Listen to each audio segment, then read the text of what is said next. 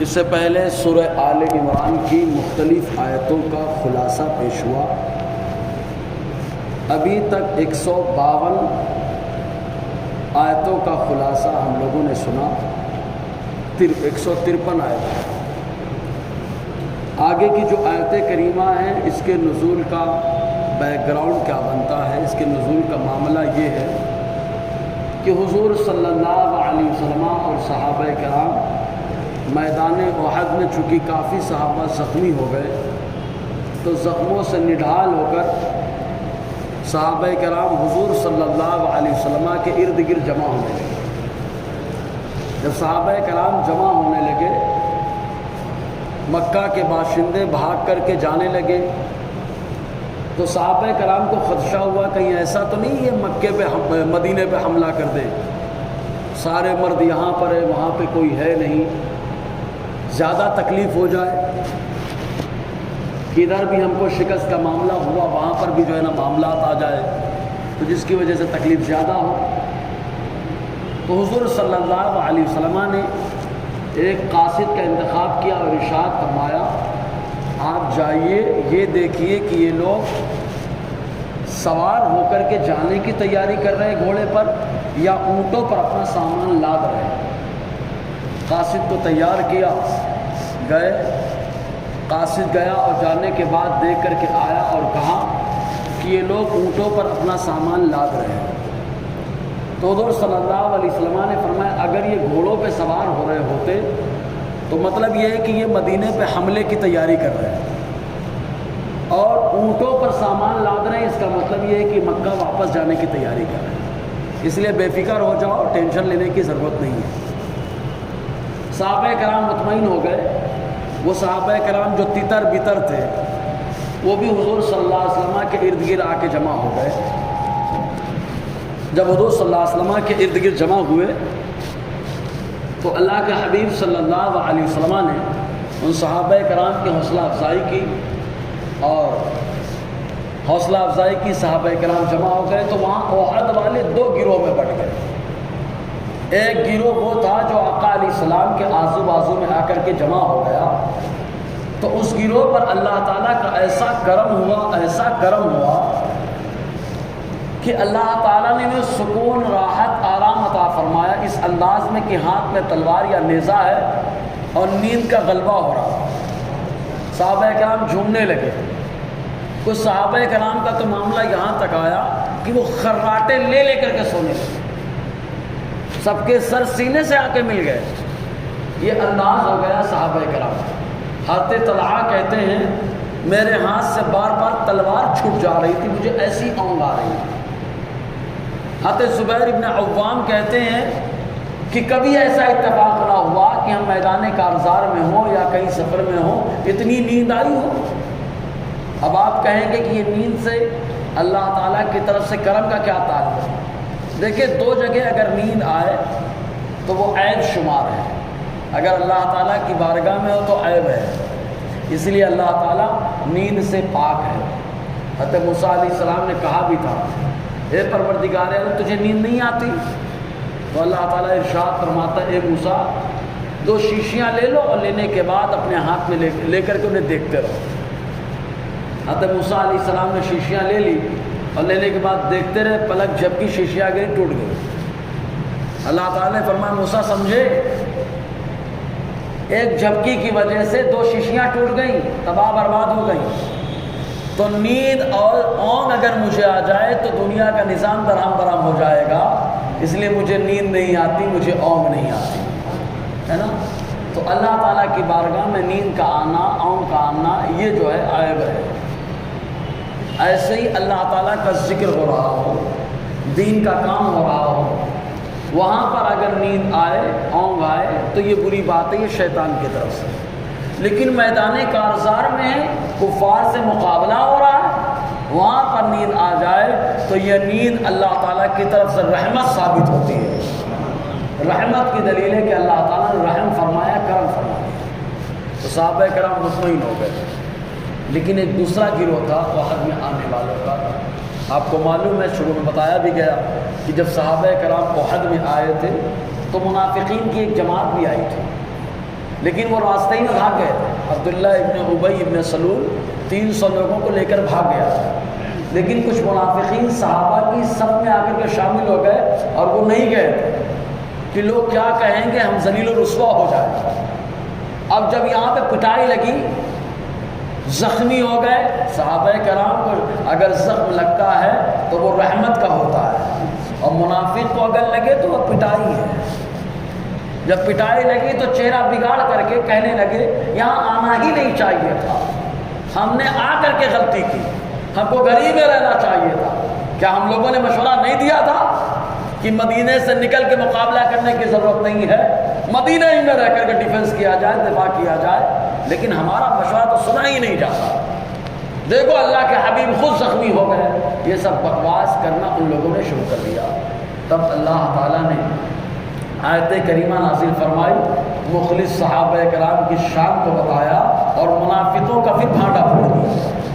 اور اللہ تعالیٰ گاہے بگاہے منافقوں کی حرکات، سکنات اور ان کے اطوار اپنے محبوب کے سامنے بتایا کرتا، مسلسل بتاتا. اللہ تعالیٰ ارشاد فرماتا ہے ثم انزل علیکم من بعد الغم آمانہ، ثم پھر انزل اللہ نے اتارا علیکم اے میرے محبوب کے صحابہ تم پر، من بعد الغم غم کے بعد اس زخموں سے نڈھال چور شکست کا معاملہ، آمانہ امن کو. اور اللہ تبارک و تعالیٰ جب چاہتا ہے جس میں چاہتا ہے امن اتار دیتا ہے، اور جب چاہتا ہے سکینہ نازل فرما دیتا ہے. تو اب امن کون سا امن اتارا اللہ نے؟ آگے خود فرماتا ہے ایسا امن نعاسا، اونگ کا امن، نیند کا امن، کہ ایسے موقع پر جنگ کے جب میدان میں بندہ ہو وہاں پر اگر اونگ آ جائے تو یہ رب کی طرف سے رحمت ہے. تو اللہ تعالیٰ نے صحابہ پر رحمت کا نزول فرمایا. بظاہر شکست ہوئی لیکن شکست کے باوجود اللہ نے کرم فرمایا. یہ اللہ تعالیٰ کی بارگاہ میں صحابہ کی عظمت کا اندازہ لگا ہے، ان کے مقام کو دیکھیں. یغشا طائفۃ منکم، تم میں سے ایک گروہ کو اونگ ڈھانپ رہی تھی. جب نیند آتی ہے، نیند کا غلبہ ہوتا ہے تو آدمی کتنی بھی کوشش کر لے نیند بھاگتی نہیں، کنٹرول نہیں ہوتی. ورنہ ڈرائیور لوگ تو ایسے آنکھ کو چپکا لے میں کہ کھولنے کی ضرورت ہی نہ پڑے، اور کھول دے تو بند کرنے کی ضرورت نہ پڑے. لیکن معلوم کیا ہے، نیند آدمی کے اختیار سے نہیں آتی. نیند بھی من جانب اللہ ہے.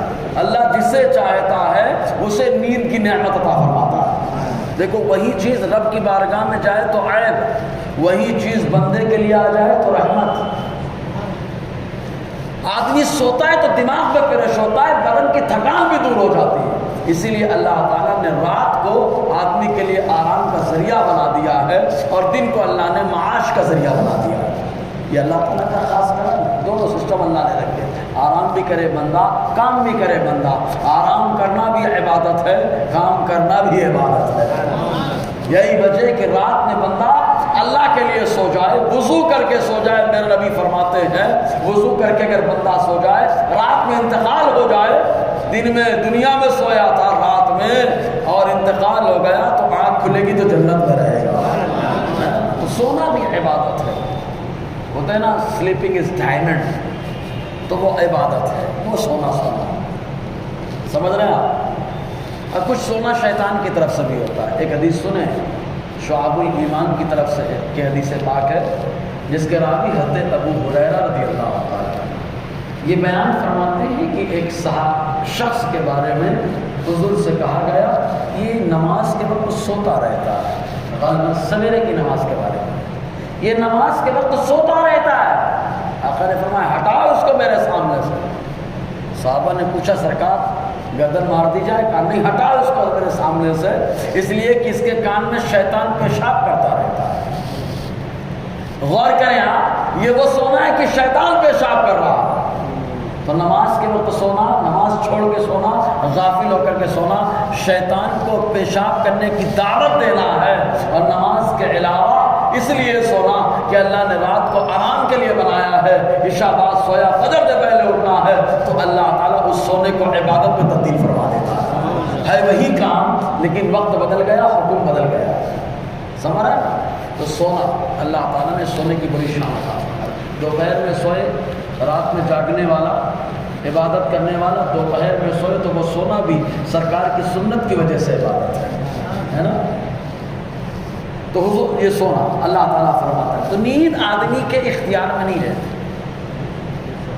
تو یہ دیکھو یہیں پر کچھ چیزیں ہیں وہ ہیں کہ بندہ دیکھو آدمی کا اختیار نہیں چلتا نیند پر، لیکن وہاں میرا مولا سبحان اللہ ایسا کریم ایسا با اختیار مولا ہے کہ نیند جس کے آگے انسان عاجز ہو جاتا ہے، میرا پروردگار اسی نیند سے پاک ہے، اسی نیند سے پاک ہے. جو خدائی کا دعویٰ کر رہا ہے پہلے تو نیند کو کنٹرول میں لے لے، نیند کو اپنے سے بھگا دے. نیند بتاتی ہے تو عاجز ہے، قادر نہیں ہے. جب نیند بتا رہی ہے تو عاجز ہے، تو میرے کنٹرول میں ہے. جب میں چاہتی ہوں تب آتی ہو، جب چاہتی ہوں بھاگ جاتی ہو. تو معلوم یہ ہوا کہ اللہ تبارک و تعالیٰ بندے کو عاجز ہونا بتا رہا ہے کہ تو عاجز ہے اور مجھے نیند نہیں آتی کیونکہ میں قادر ہوں، ہے نا. تو یہی نیند. تو آدمی کو جب نیند آتی ہے تو کنٹرول میں بہرحال کبھی آنکھ کھولنا بھی عبادت ہے، کبھی آنکھ بند رکھنا بھی عبادت ہے نا. کہاں مکہ پہ نظر پڑ گئی تو کہاں نظر پڑنا عبادت ہے. مکے پہ نظر پڑ جائے دعا قبول. حضور نے فرمایا قرآن پر نظر پڑ جائے عبادت ہے نا. اماں کو دیکھو، ابا کو دیکھو عبادت ہے. عالم صاحب کو دیکھو عبادت ہے. یہ عبادت ہے. یہیں پر اگر کوئی آدمی وہی نظر ہے اٹھا کے اجنبی عورت کو ٹکٹکی باندھ کے دیکھ رہا ہو، شیطان ہے ابھی، یہ شیطان کی نظر آ رہی ہے. معلوم کیا ہوا؟ اندازہ لگائیے یہی دیکھنا ہے. جس دیکھنے کو بندہ عبادت میں بھی کنورٹ کر سکتا ہے اور گناہ میں بھی کنورٹ کر سکتا ہے. یہ تو اب آدمی کے اوپر ڈیپینڈ ہے وہ کیا کرنا چاہتا ہے. تو اللہ تبارک و تعالیٰ نے دیکھنے کو، نیند کو کبھی عبادت میں تبدیل کر دیا ہے اور کبھی بندے کی وجہ سے گناہ کا معاملہ آ جاتا ہے. تو اللہ تعالیٰ فرماتا ہے یغشا طائفۃ منکم، نیند جو تم میں سے ایک گروہ کو ڈھانپ رہی ہے.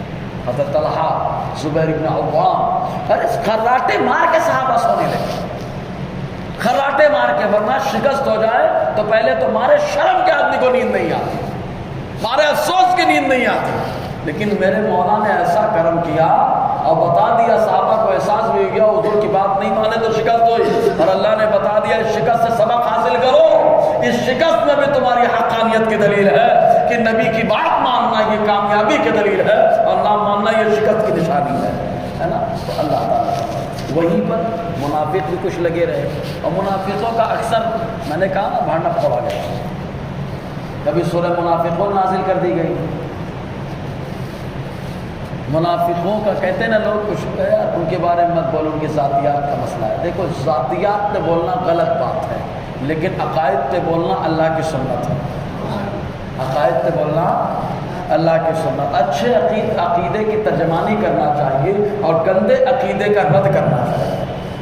منافقین کا گندا عقیدہ تھا.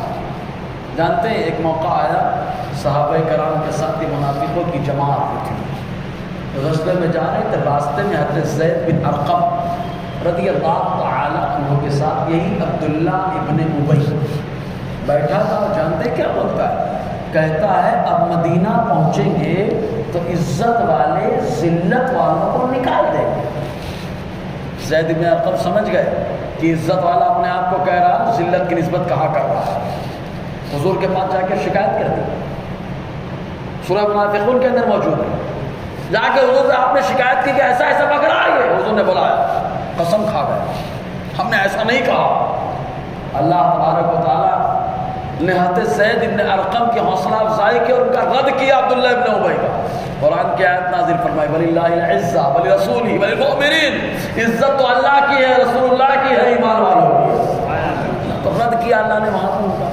سمجھے آپ؟ ایسے ہی حضور صلی اللہ علیہ وسلم نماز میں آتے تھے. یہ منافق نماز میں ماحول خراب کرنے کے لیے آتے ہیں. ہمیشہ ہیں لوگ سمجھتے ہیں منافقوں کی وجہ سے مسجد بھر جائے گی. مسجد بھرنا کمال نہیں ہے، مسجدوں کو مخلصوں سے آباد کرنا یہ کمال ہے. ورنہ اگر دیکھا جائے تو سرکار کبھی نہیں نکالتے مسجد سے، لیکن نکالا سرکار نے. تو منافقوں کا معاملہ حضور کے دور میں آتے ہوئے کیا کرتے تھے؟ ماحول خراب کرتے تھے. کبھی دھکا مارتے، دیکھنا کبھی شرارت کرتے، کبھی یہ کرتے، کبھی رکوع میں مذاق اڑاتے، کبھی سجدے میں مذاق اڑاتے. تب آقا علیہ السلام نے فرمایا، بخاری شریف کی حدیث ہے پاک، اترون ہا ہونا قبلتی، کیا تم سمجھتے ہو میرا قبلہ میرے سامنے ہے؟ بس انی اراکم من ورائی کما اراکم امام الصلاۃ، جیسے میں اپنے آگے دیکھتا ہوں ویسے پیچھے بھی دیکھ لیتا ہوں. اس کے بعد حضور نے فرمایا لا یخفی علی رکوعکم ولا خشوعکم، تمہارا رکوع مجھ پر چھپا نہیں ہے کہ رکوع میں مستیاں کر رہے ہو یا کیا کر رہے ہو، سب جانتا ہوں. اور آقا فرماتے تمہارے دل کی کیفیت کہ کس نیت سے تم مسجد میں آتے ہو میں اس نیت کو بھی جانتا ہوں، ہے نا. اس نے فرمایا تو منافقوں کا بانڈا معمول بولا گیا. اب یہاں پر بھی بولا جا رہا ہے ان کی حرکات، جو 300 نکل گئے تھے تو 300 نکل گئے تو لوگوں نے سمجھا کہ نکل گئے، تو اب کچھ لوگ اور لگے رہے. تو اللہ تعالیٰ خود فرماتا ہے وَطَائِفَةٌ قَدْ هَمَّتْهُمْ أَنفُسُهُمْ، اور ایک دوسرا گروہ رہا ان کو ان کی جانوں کا غم ہو گیا. کس کا غم ہو گیا؟ ان کی جانوں کا غم ہو گیا. آئے مار کھائے، آئے زخمی ہو گئے. یہی منافقین تھے جنہوں نے کہا لَوْ أَطَاعُونَا مَا قُتِلُوا، اگر ہماری بات مان لیتے تو مارے نہیں جاتے. اللہ نے فرمایا پاگلوں مارے نہیں گئے، جو میری راہ میں قتل کیے جاتے ہیں وہ زندہ ہو کرتے ہیں، مارے نہیں گئے. گمان بھی مت کرنا کہ مارے گئے، زندہ ہیں، روزیاں ملتی ہیں. اللہ تعالیٰ فرمایا جی. تو انہوں اپنی جان کی فکر کرنے لگے، یار ہماری بات مان لیتے تو ٹینشن نہیں ہوتا. اور رسول اللہ کے بارے میں، اللہ کے بارے میں کیسا گمان؟ یظنون باللہ غیر الحق ظن الجاہلیہ، اللہ کے بارے میں گمان کرتے ناحق جاہلیت جیسا گمان، زمانے جاہلیت میں جیسے لوگوں کا گمان تھا اللہ کے بارے میں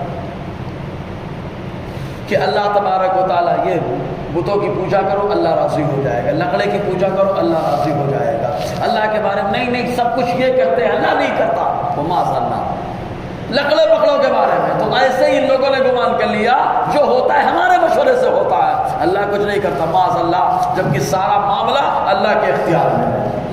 رسول اللہ کے بارے میں ان لوگوں نے گندا عقیدہ بنا لیا کہ حضور کو اگر اختیار ہوتا تو زخمی نہیں ہوتے. ارے مصطفیٰ نے زخمی ہو کے بتا دیا کہ تو اگر زخم کھاتے بھی ہو تو جیسے میٹھا کھانا سنت ویسے زخم کھانا بھی سنت ہے. آقا نے اپنی سنت کو زندہ و ثابت کر دیا جی. ورنہ مصطفیٰ کا تو سب معلوم ہے نا، سب معلوم ہے. جو نبی شام کو ٹہلائے، جو نبی سورج کو گھمائے، جس نبی کی بارگاہ میں بادل آ کر کے سلامی پیش کر کے جائے، حدیثیں ہیں، پیش کر کے جائے، وہ نبی کیا نہیں کر سکتا. جس کی انگلی سے بادل کا کلیجہ پھٹ جائے، بخاری کی حدیث ہے، انگلی پھیر دیا سرکار نے کلیجہ پھٹ گیا. کیا بخاری شریف کی حدیث ہے، پاک کرتے ہیں انس فرماتے بارش نہیں ہو رہی تھی، حضور جمعہ کے دن خطبہ دے رہے تھے. ایک شخص کھڑے ہوئے کہا سرکار اللہ کی مخلوق پریشان ہے، جانور مویشی پریشان ہے، بارش نہیں ہو رہی، پانی ہے ہی نہیں. کرم فرمائیے. آقا علیہ السلام نے دعا کی، نماز 2 رکعت مکمل ہونے سے پہلے اتنی بارش ہوئی کہ مسجد نبی سے پانی ایسا ٹپک رہا تھا. سرکار نے جب سلام پھیرا تو آپ کے چہرے مبارکہ سے پانی ٹپک رہا تھا. 2 رکعت پڑھنے اتنی بارش ہوئی. اب بارش اب ہونے لگی تو رکنے کا نام نہیں دے. میرے کریم سے گر قطرہ کسی نے مانگا، میرے کریم سے گر قطرہ کسی نے مانگا، دریا بہا دیے ہیں دربے بہا دیے. خالی تھوڑے سے پانی کا سوال تھا، آقا نے دعا کر دی، پورے ہفتے بارش ہوئی.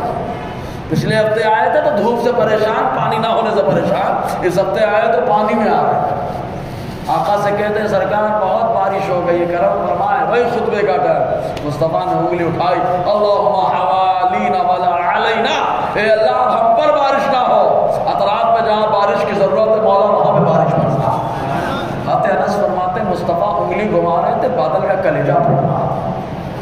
یہ آقا تو حضور چاہتے کیا نہیں ہو جاتا، لیکن مصطفیٰ نے زخم کھا کے بتا دیا زخم کھانا بھی تمہارے نبی کی سنت ہے. تو اللہ تعالیٰ کے بارے میں پورا گمان رکھتے تھے. اور کیا کہتے تھے یہ منافقین؟ یقولون کہنے لگے حل لنا من الامر من شیء، حل کیا ہمارے لیے معاملے میں سے کچھ ہے، یعنی کچھ مشورہ دو ہم کو کہ دوبارہ آئے کہ نہ آئے. یہ مشورہ مانگ رہے دوبارہ آنا ہے کہ نہیں آنا. منافقین مشورہ مانگ رہے, اور صحابہ ایمان لاتے ہی معلوم ہے ہمارا مشورہ وہی ہے جو مصطفیٰ کا مشورہ ہے. اسی لیے تو صحابہ نے کہا تھا اگر آپ کہو دریا میں کود جائے تو ہم کود جائیں گے, اگر آپ بولو تو آگ میں کود جائیں گے, کیونکہ معلوم ہے ہم جب جہنم میں کودنے کی کوشش کریں میرا نبی وہاں سے بچا لیتا ہے. دریا کیا جب موسیٰ مار کر کے راستہ بنا سکتے ہیں تو مصطفیٰ اشارے سے کیا نہیں کر سکتے, سمجھے کہ نہیں آپ؟ جی قل محبوب کہہ دو ان الامر کلہ للہ, بے شک معاملہ سارا اللہ کا ہے, اللہ کے اختیار میں, تمہارا کوئی اختیار نہیں ہے. جب یہ کہا گیا تو اب ان کا اللہ تعالیٰ ان کے دل میں جو باتیں ہیں ان باتوں کے بارے میں فرماتا ہے.